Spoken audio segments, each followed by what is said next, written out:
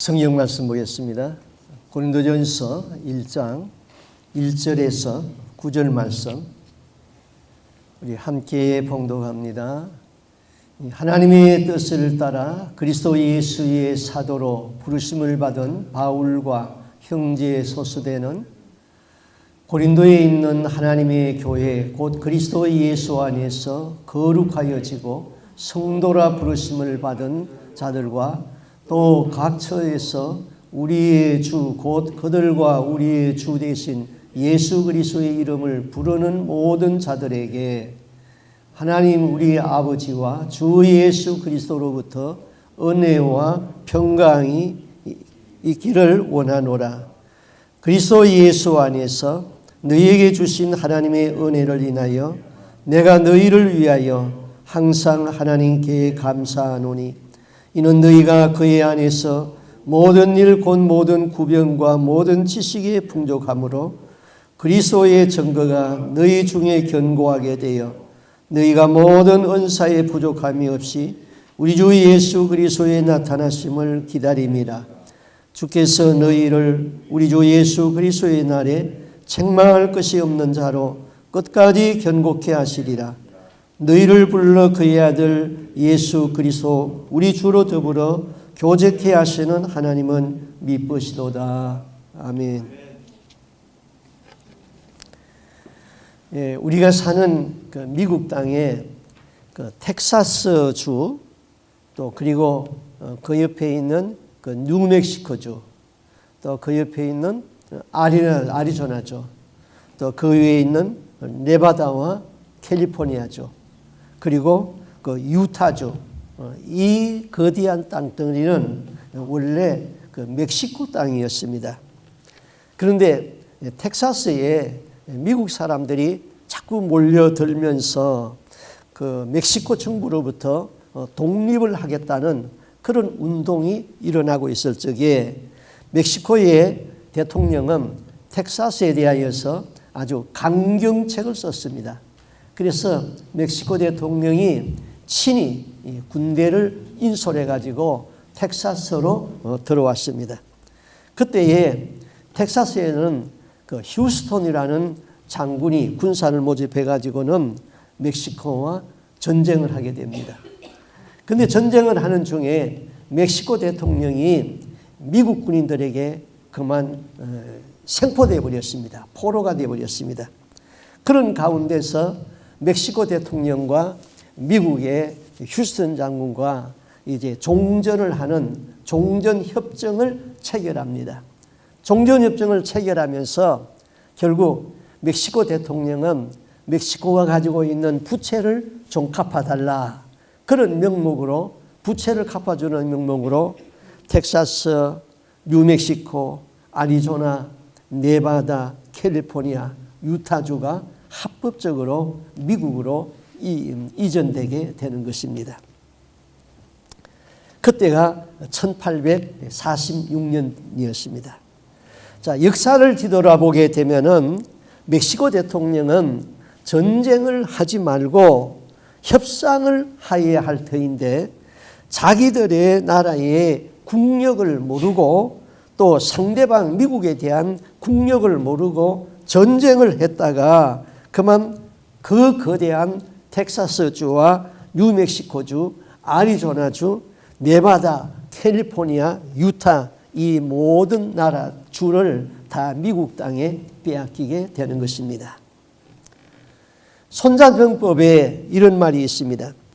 지피지기 백전불태. 적을 알고 나를 알면은 100번 싸워도 위태롭지 않다. 그런 말이죠. 또 부지피지기 일성일부 그랬습니다. 적의 상황은 모르고 나의 상황만 알고 있으면 한 번은 승리하고 한 번은 패한다. 그런 말입니다. 또 부지피부지기 패매전필태 그랬습니다. 적의 상황을 모르고 나의 상황도 모르면 매번 전쟁할 적마다 위태롭게 된다. 그런 말이죠.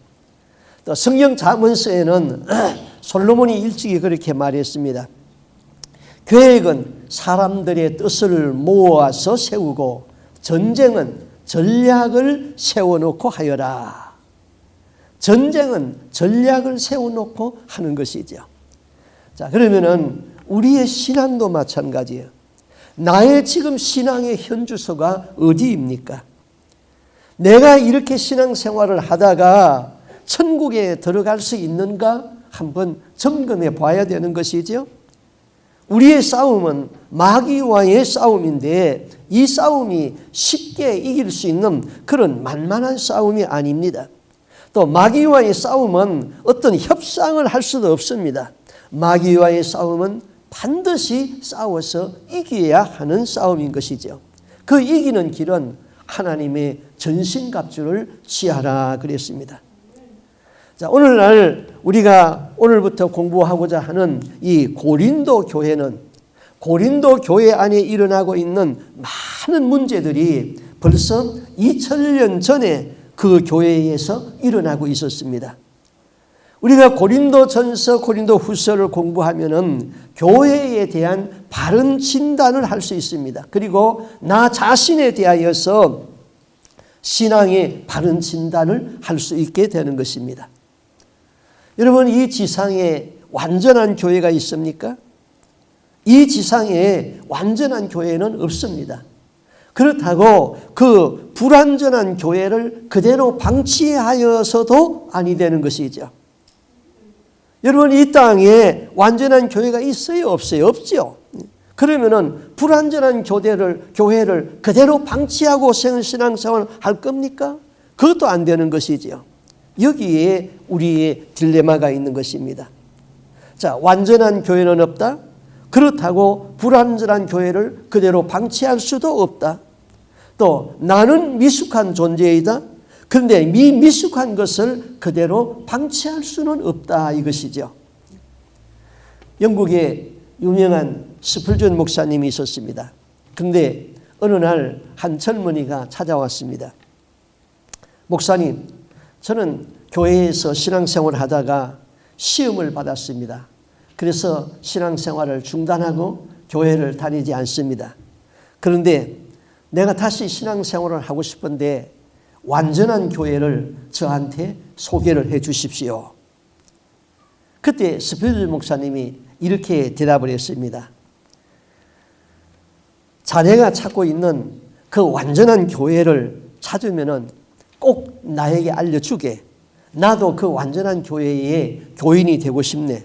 그러나 자네가 그 완전한 교회를 찾았다면은 절대로 그 교회에 등록해서는 안 되네. 그랬습니다. 이 청년이 하도 의아해서 왜 그러냐고 물었습니다.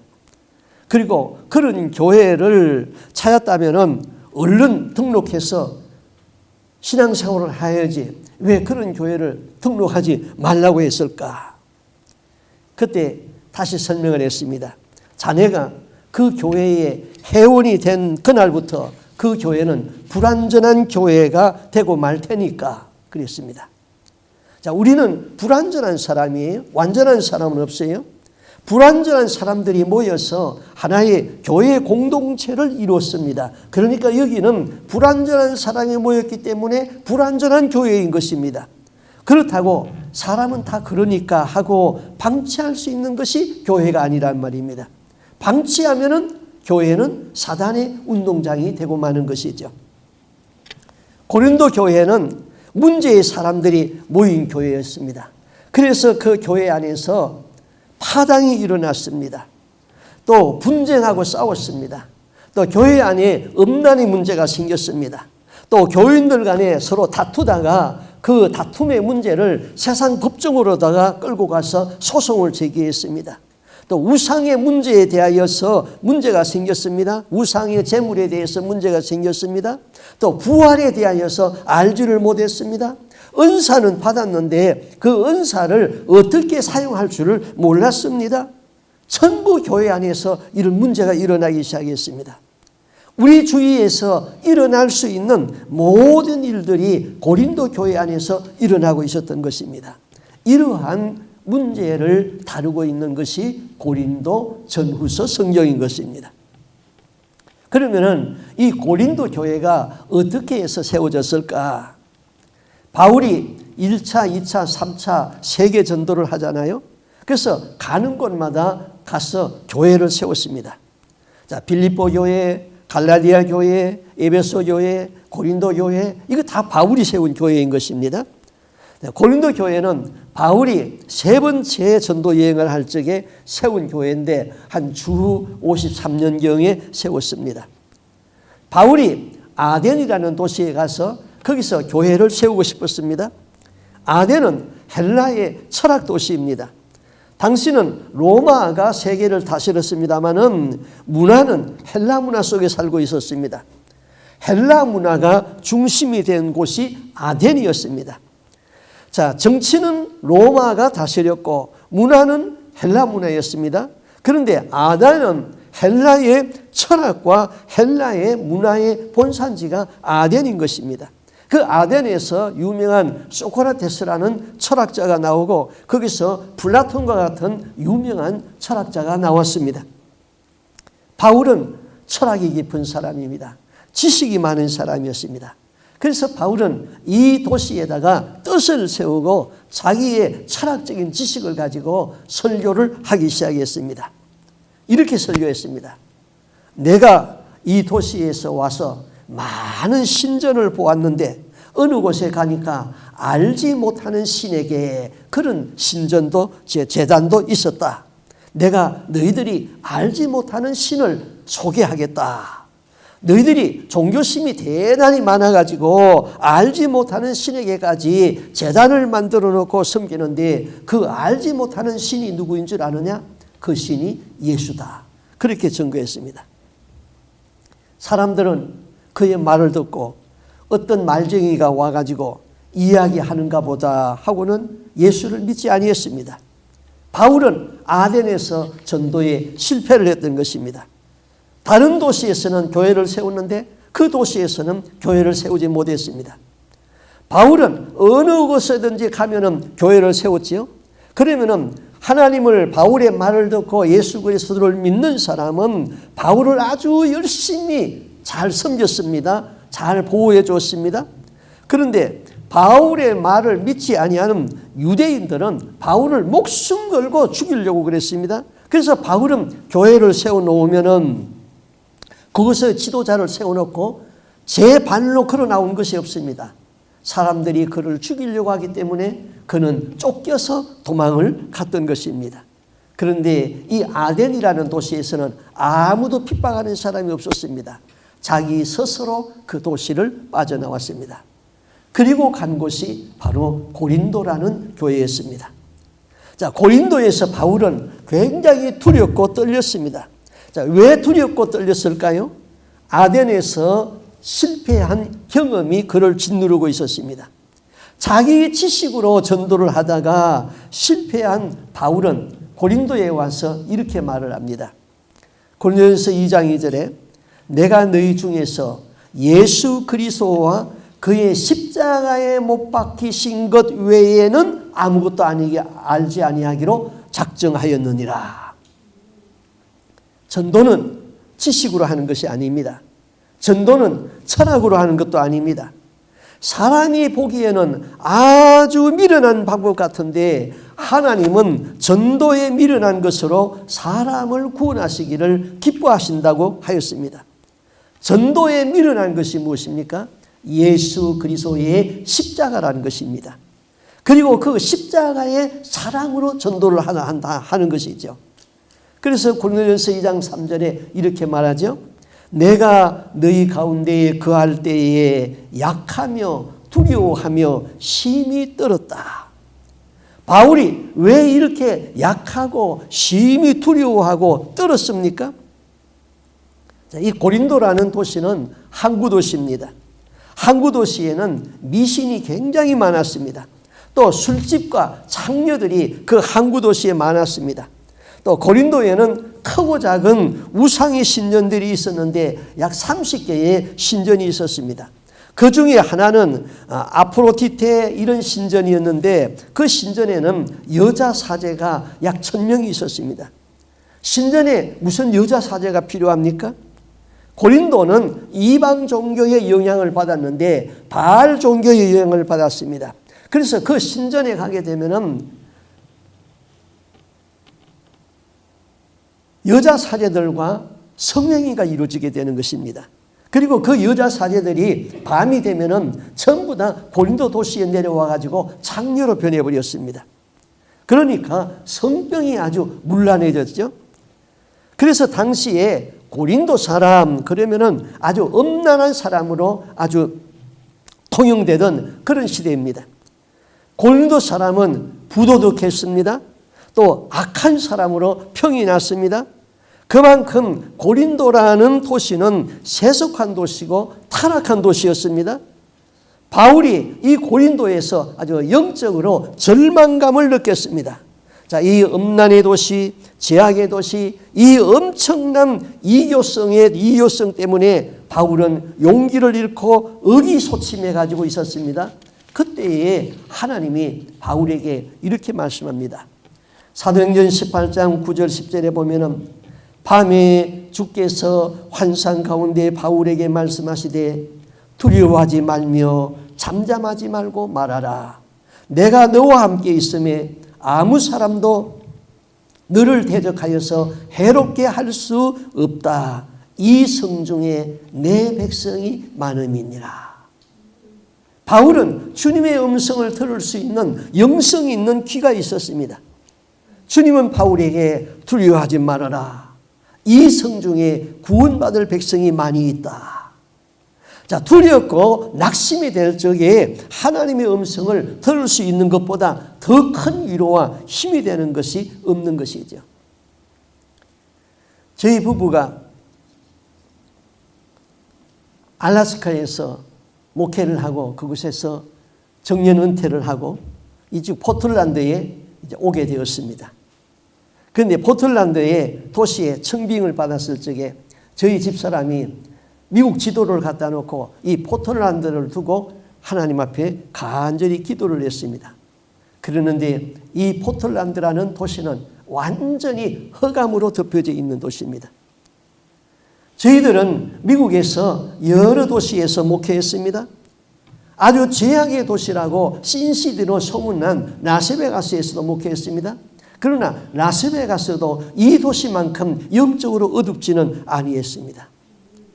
이 도시는 정말로 어두움의 도시고 구원받을 수 있는 성도들이 많지 아니하는 도시죠. 이런 도시에서 제가 여러분들을 만났다는 것은 정말 복 중에 복인 것이죠. 자, 바울은 그런데 이 고린도에 와가지고 어떤 사람을 만났는지 아십니까? 아주 신실한 부부를 만났습니다. 신앙생활 하는데 아주 우리가 신실한 사람을 만나는 것은 굉장히 큰 축복이 되는 것이죠. 바울은 고린도에서 브리스가와 아굴라라는 부부를 만나게 됩니다. 브리스가와 아굴라라는 부부는 성경에 이름이 6번 나옵니다. 그런데 그들 부부의 이름이 남자, 여자가 항상 성경에 같이 나오는 것이 특징인 것입니다. 바울 당시에는 여자의 지위가 확보되지 아니한 그런 때입니다. 그래서 여자들의 이름은 고수하고 수를 셀 적에도 여자들은 세지 아니했던 것입니다. 베드로는 예수의 수제자지요. 베드로는 자기 부인을 항상 데리고 다니면서 전도했습니다. 그러나 베드로의 부인의 이름이 누구인지 성경에 기록이 없습니다. 또 당시 유대인의 남자들의 기도 중에 이렇게 기도를 했다고 합니다. 주여, 내가 이방인으로 태어나지 아니한 것 감사합니다. 그 다음에 주님, 내가 여자로 태어나지 아니한 것 감사합니다. 그렇게 기도를 했다고 그러니까 여자들이 얼마만큼 사회적으로 짓밟힐 때입니까? 당시 철학가 세네카는 자기 주변의 철학자들과 논쟁을 하면서 이런 논쟁을 했다고 그래요. 여자도 사람으로 생각해야 되는가? 아니면은 여자는 짐승으로 생각해야 되는가? 그걸 가지고 논쟁을 했다고 합니다. 그 정도로 여자에 대한 인권이 무시되었습니다. 그런데 기독교는 여자의 지위를 아주 올려놓았을 뿐만 아니라 복음은 여자들의 손에 의해서 넓게 확장되어 갔던 것입니다. 기록에 의하면 브리스가와 아굴라 부부는, 브리스가는 원래 귀족의 딸이었고 또 아굴라는 당시 노예였었는데 자유시민이 되었습니다. 이들이 서로 만났습니다. 뜻이 같았습니다. 우리가 교회는 부부가 함께 충성을 할 적에 교회는 큰 힘을 얻게 되죠. 하나님의 일을 할 적에 부인이 협조하지 아니하면 제대로 일이 되는 것이 없습니다. 여자가 협조하지 아니하면 성도가 내 집에 왔을 적에 아무도 초청할 수가 없죠. 여자가 협조를 하지 아니하면 손님이 내 집에 왔을 적에 여자가 한번 쌀쌀하게 해보세요. 남자친구든 가족이든 다 끊어져 버립니다. 또 남자가 협조하지 아니하면 교회에 큰 일을 해낼 수가 없습니다. 그래서 부부가 함께 예수 믿고 뜻을 같이 한다는 것은 하나님의 나라를 확장하는 데에 대단히 중요한 것이죠. 부부가 함께 예수를 잘 믿으면 그 참 큰 행복이요 축복인 것입니다. 브리스가와 아굴라 부부가 함께 하나님을 믿은 그런 부부였습니다. 또 로마서 16장에 보면은 바울이 로마서를 기록하고 그 로마서를 끝맺으면서 지금까지 지나온 자기의 과거를 쭉 회고하면서 복음 사역에 큰 해를 끼쳤던 사람들의 이름을 열거했습니다. 이런 사람들은 조심을 하라 그렇게 부탁을 합니다. 그리고 마지막에 또 복음 사역에 지금까지 충성했던 사람, 하나님의 나라의 생명록 책에 그 이름이 기록되어 있는 이 사람들의 이름을 쭉 열거했습니다. 그 중에 브리스가와 아굴라의 이름을 거론하면서 이렇게 말을 합니다. 로마서 16장 3절 이해합니다. 너희는 그리스도 예수 안에서 나의 동역자들인 브리스가와 아굴라에게 문안하라. 그들은 내 목숨을 위하여 자기들의 목숨까지 내놓았나니 나뿐 아니라 이방인의 모든 교회도 그들에게 감사하느니라. 또 저희 집에 있는 교회에도 문안하라 그랬습니다. 자, 브리스가와 아굴라는 나의 동역자라고 그랬습니다. 그러니까 목회를 같이 한 동역자인 것입니다. 파트너다 이 말입니다. 또 그리스도의 복음 사역에 바울과 목회를 함께한 사람이죠. 또 이들 부부는 바울을 위하여서 자기 목숨까지도 내어놨다 그랬습니다. 그렇게 충성했어요. 또 이방인의 교회들도 저에게 감사하다. 그러면서 한마디 더 해야죠. 5절에 저희 집에 있는 교회에도 문안하라. 교회가 누구의 집에 있습니까? 지금 브리스가와 아굴라의 집에 있는 것입니다. 자기 집을 개방을 해가지고 교회로 사용하고 있었습니다. 자, 자기 집을 개방해서 교회로 사용한다는 것, 이거 보통 힘든 일이 아닙니다. 제가 미국에 처음에 왔을 적에, 자, 목회를 해야 되는데, 미국 교회를 빌린다는 것, 그거 굉장히 힘듭니다. 한 번 빌리려면은, 신청서를 넣으면은, 기다릴 적에 3개월, 4개월 걸려야지 당회가 열리고 이렇게 해가지고 가부가 나오고요. 얼마나 힘든지 모르죠. 그런데 제가 미국에서 아틀란타에서 목회를 하는데 어떤 장로님이 자기 집을 개방해 주었습니다. 그래서 아침부터 주일이면은 하루 종일 그냥 그 집을 개방해야 되니까 여러 성도들이 자기 집에 드나들게 되죠. 그 집 사람들의 휴식을 완전히 다 뺏어버리는 것이죠. 자기 희생이 따르는 것입니다. 이들은 정말 예수를 사랑하는 사람들이죠. 그래서 자기 집을 개방해가지고 이제 교회를 시작하게 됩니다. 이들 부부가 고린도에서 바울을 만났습니다. 바울을 도와서 교회를 개척했어요. 자, 바울은 고린도에서 1년 6개월 동안 목회를 했습니다. 그래서 고린도 교회를 설립해 놓고 이제 에베소로 갔어요. 그런데 바울의 후임자로 아볼로라는 목회자가 왔습니다. 이 사람은 성경을 잘 가르치는 사람이었습니다. 그런데 성령 체험을 하지 아니한 그런 사람이었습니다. 그러니까 애숭이 목사가 왔다는 것입니다.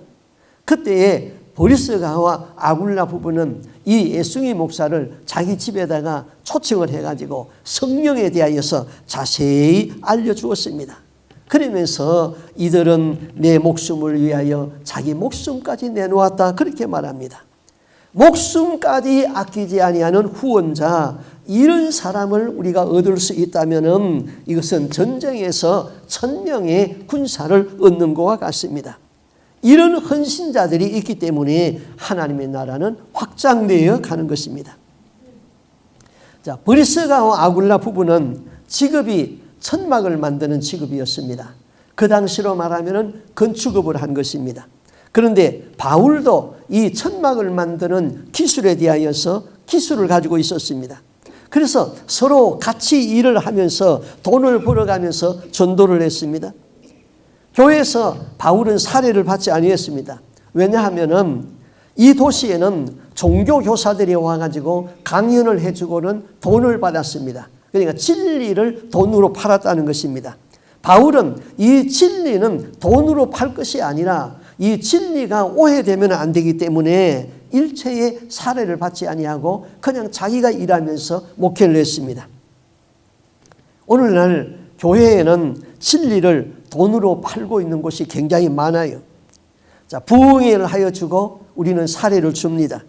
그것은 진리를 돈으로 파는 것입니다. 돈을 받지 아니하고 복음을 전하면 얼마나 좋을까요? 그러면은 하늘에서 상급이 크게 되는 것이죠. 또 목사들이 품맛이 설교를 합니다. 저도 옛날에 많이 했습니다. 다른 교회 목사님을 청병을 합니다. 청병을 해서 설교를 합니다. 설교 끝나면은 돈을 사례비를 줍니다. 그러면 또 그쪽 교회 목사가 나를 청빙합니다. 또 설교해 주면은 사례를 줍니다. 이거 다 품맛인 것이죠. 여기에 돈을 안 받으면은 정말 바람직한 일이에요. 그런데 이게 돈을 받기 시작하면서부터 본질에서부터 벗어나기 시작하는 것입니다. 부흥회 해주고 사례비를 받았다면 다 의로운 일에 사용을 하면 되는 것이죠.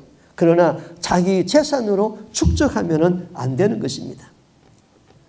우리나라에 아마 지금은 고인이었습니다마는 이승복 목사님이라는 유명한 부흥 강사가 있었습니다. 이분이 서울에서 큰 교회의 부흥회를 마치고 사례비를 아주 넉넉하게 받았습니다.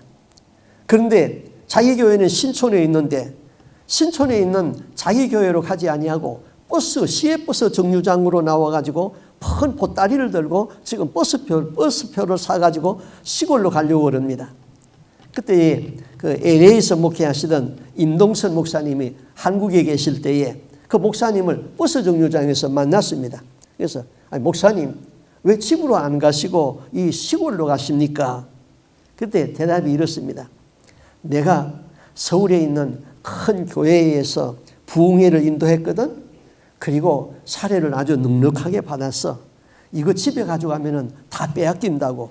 그래서 내가 넥타이, 와이셔츠, 양말 이런 거 사가지고 시골에 있는 어려운 교회 후배 목사들에게 나눠주려고 지금 가는 길이야. 자, 얼마나 기감이 되는 얘기입니까? 신앙에 그렇게 사는 사람도 있다 이 말인 것이죠. 자, 이제 성경으로 돌아가가지고요. 1절 말씀부터 한번 보겠습니다. 하나님의 뜻을 따라 그리스도 예수의 사도로 부르심을 받은 바울, 그랬습니다. 자, 고린도 교회는 바울이 그 교회를 떠나고 난 다음에 굉장히 마음에 아픔을 준 교회인 것입니다. 고린도 교회는 사도 바울을 바울로 인정하지 아니했습니다. 바울이 십자가에 달리신 예수 그리스도를 전하니까 바울을 무식하다고 그랬습니다.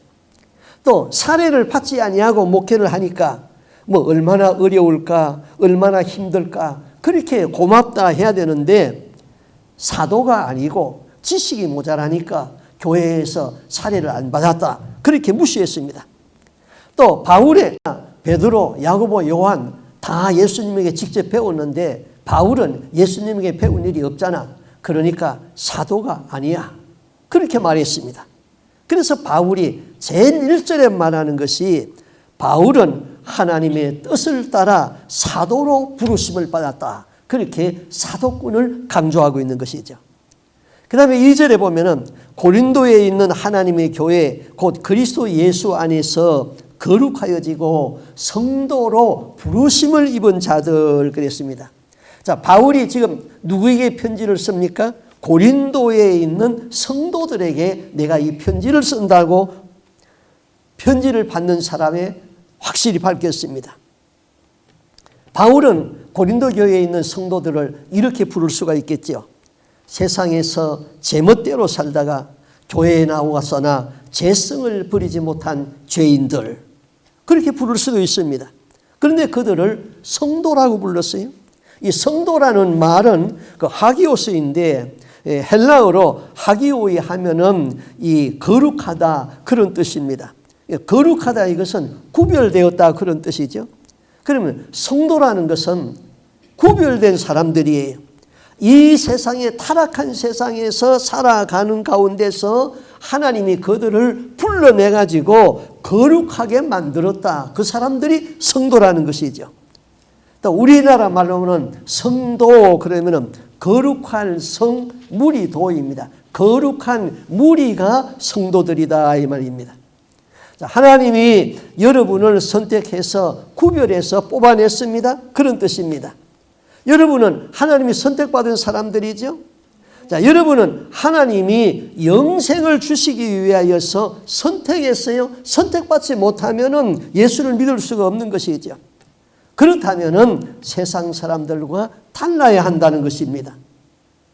아직은 완전한 거룩한 성도는 아닙니다. 그러나 세상에서 뽑아냈으니까 기순한 사람들이에요. 다시 말하면은 정치적으로 적성국가에 있는 나라에서 그 나라의 대사관으로 망명을 한 사람이다. 자, 우리나라에 이북에서 망명한 사람이 남한에 와가지고 국회의원이 된 사람이 있죠. 태영호라는 사람입니다. 영국에서 북한 대사로 일을 하다가 남한으로 아주 기술을 했습니다. 그리고 서울 강남에서 국회의원에 당선되었습니다. 그런데 이에 비하여서 이인영이라는 국회의원이 있었는데 대통령이 이 사람을 통일부 장관으로 임명을 했습니다. 그래서 통일부 장관에 임명할 적에 이제 청문회라는 것을 하잖아요. 이 사람은 대학생 시절에 전국 대학생 협회 회장으로 북한의 김일성의 주체 사상을 신봉하던 사람이었습니다. 그래서 얼마 전에 국회에서 청문회를 하는데 이북에서 기순한 태영호 씨가 국회의원이니까 이 사람에게 물었습니다. 나는 이북에서 남한으로 전향을 했는데 당신의 이력서를 보니까 전대협 회장으로 이북의 주체 사상을 가졌는데 전향은 확실히 했습니까? 그 질문을 하는 적에 제가 아주 기분이 좋더라고요.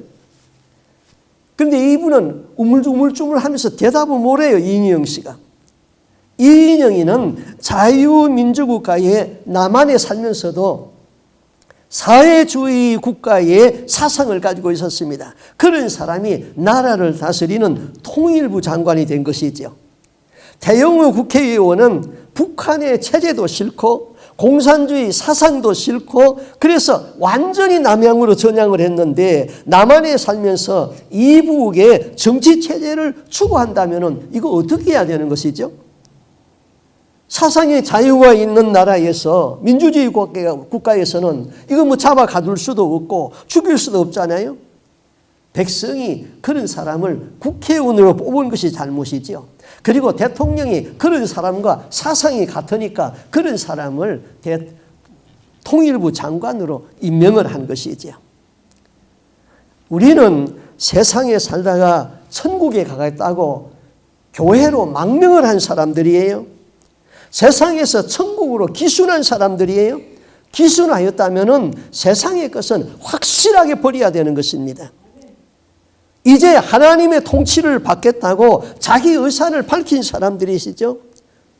여러분은 하나님에게 완전히 기순했습니까? 역대하 30장 8절에 보면은 이런 말씀이 있어요. 그런즉 너희 열조와 같이 목을 곧게 하지 말고 여호와께 귀순하여 영원히 거룩하게 하신 자의 전에 들어가서 너희 하나님 여호와를 섬겨 그의 진노가 너희에게서 떠나게 하라. 하나님 앞에 확실하게 귀순해야 돼요. 여호와께 귀순하여서 영원히 거룩하게 하신 자의 천국에 들어가라는 것입니다. 어중간하게 귀순하게 되면은 그건 간첩인 것이죠. 이중 간첩은 발각되면은 사형이에요. 세상과 교회에 양다리를 걸쳐놓고, 내가 철로역정에서 양다리 선생 설명했잖아요. 양다리를 걸쳐놓고 그것은 혼합주의 신앙이에요. 천국 가는 길에서 천국 가지도 못하고 남도 못 들어가게 하는 사람이에요. 양다리 신앙 가지고는 절대로 천국에 못 갑니다.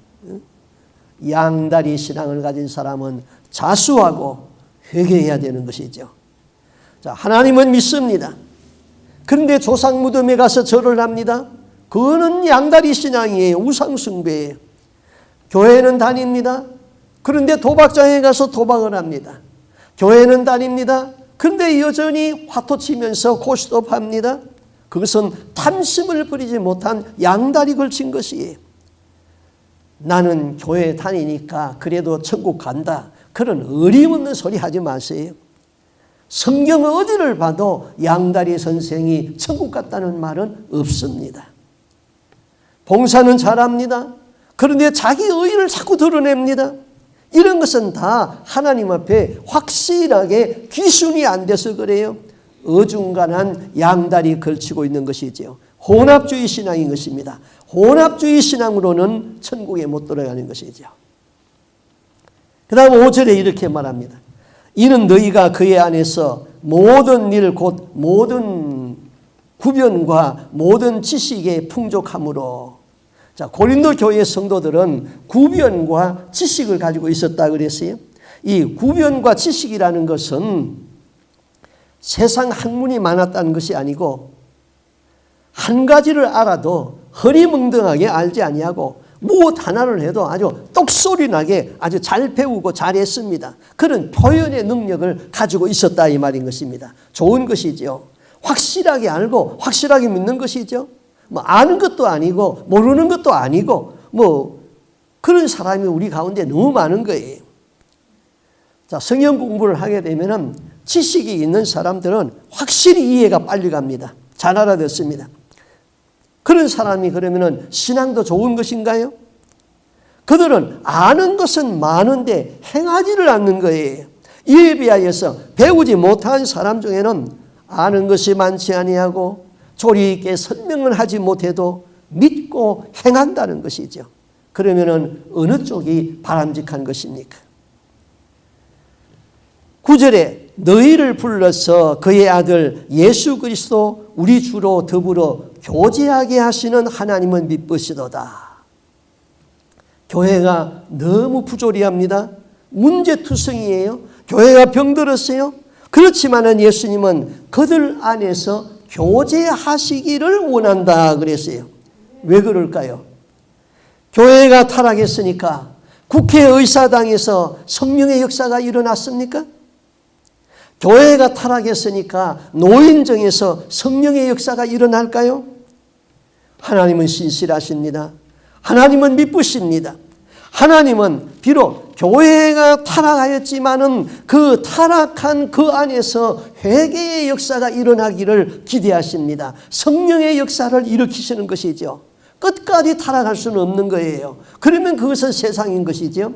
교회가 병드는 교회이지만은 하나님은 그 안에 있는 몇 명이라도 구원받기를 원하는 것이죠. 그래서 그들과 교제하시기를 원하신다 그랬습니다. 7절 8절 너희가 모든 은사에 부족함이 없이 우리 주 예수 그리스도의 나타나심을 기다림이라. 주께서 너희를 우리 주 예수 그리스도의 날에 책망할 것이 없는 자로 끝까지 견고케 하시리라. 자, 우리 주 예수 그리스도의 날이라고 그랬어요. 그리스도의 날은, 이 날은 예수님이 구름 타고 이 땅에 오시는 날이에요. 예수가 신랑으로 신부를 찾으러 오는 날이에요. 예수님이 심판주로 오시는 날이에요. 알곡과 가라지 쭉정이를 갈라내는 날입니다. 순종하는 양과 고집 피우던 염소를 구분하는 날입니다. 그 날은 도적같이 임하는 날입니다.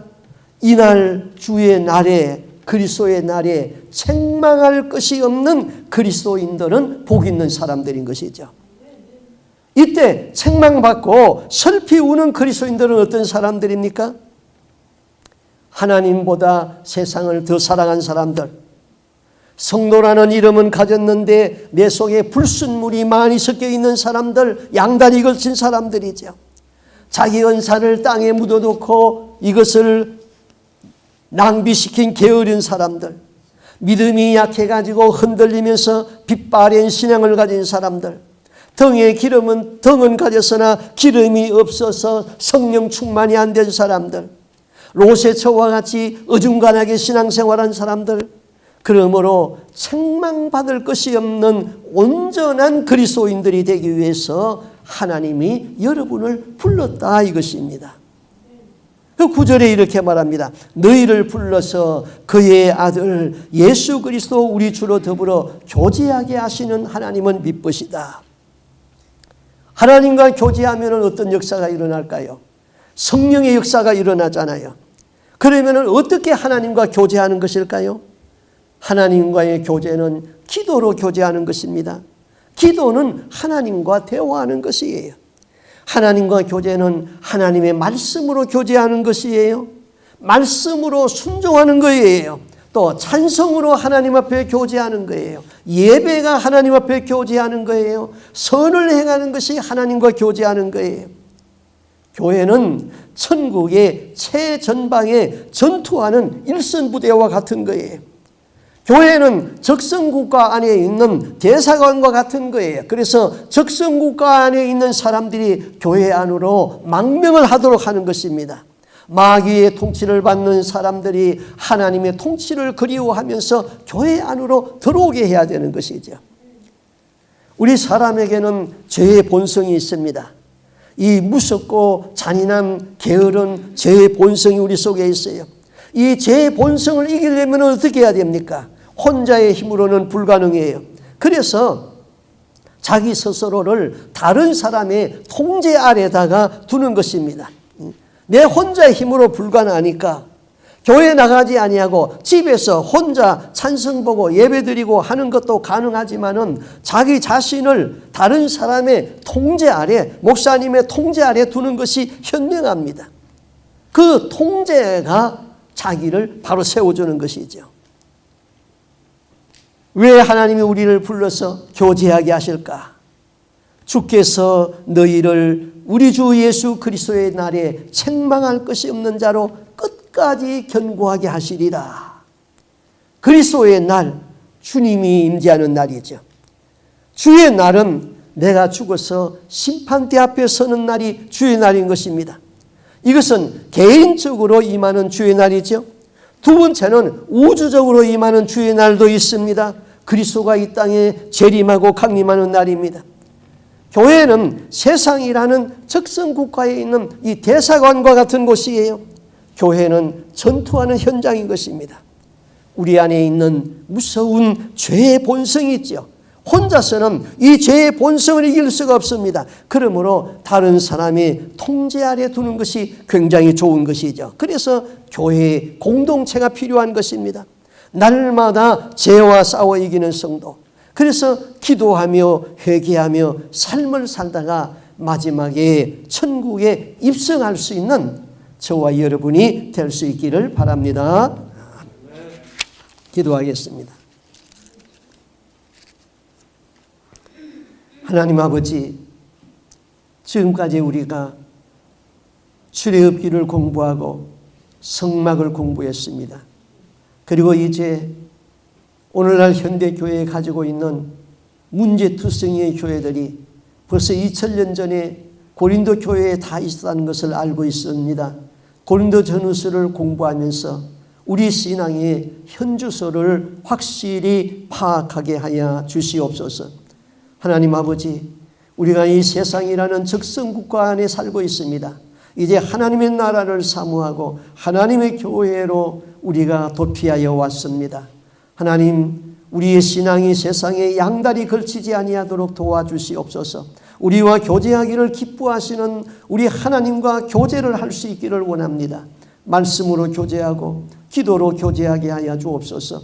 그리고 행위로 교제하게 하여 주옵소서. 성령께서 우리를 날마다 간섭하여 주시고 인도하여 주시어서 이 땅 위에서 온전한 신앙을 세우게 하여 주옵시고, 그리고 땅의 장막이 무너질 적에 다 천국에 들어갈 수 있는 귀한 하나님의 백성들이 되게 하여 주옵소서. 여기에 있는 우리 성도들은 한 사람도 구원에서 낙오됨이 없도록 내 등에 기름을 준비할 수 있도록 도와주옵시고, 예수의 피에 씻음 받은 거룩한 예복을 입게 하여 주옵시고, 날마다 옳은 행실의 세마포옷을 입고 우리 주님 오시는 날 우리 주님 앞에 나갈 수 있는 성도들이 다 되게 하여 주시옵소서. 이 모든 말씀 주 예수 그리스도의 이름으로 기도하옵나이다. 아멘.